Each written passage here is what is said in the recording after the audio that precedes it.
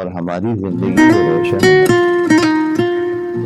दोस्तों, इससे अगर नूर निकाल लें तो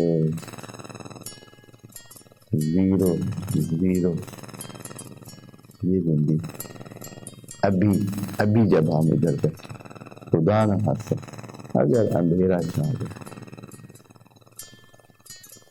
100% अंधेरा छा जाए, बिल्कुल कुछ भी यानी रोशनी का जरा भी इंतजाम ना हो,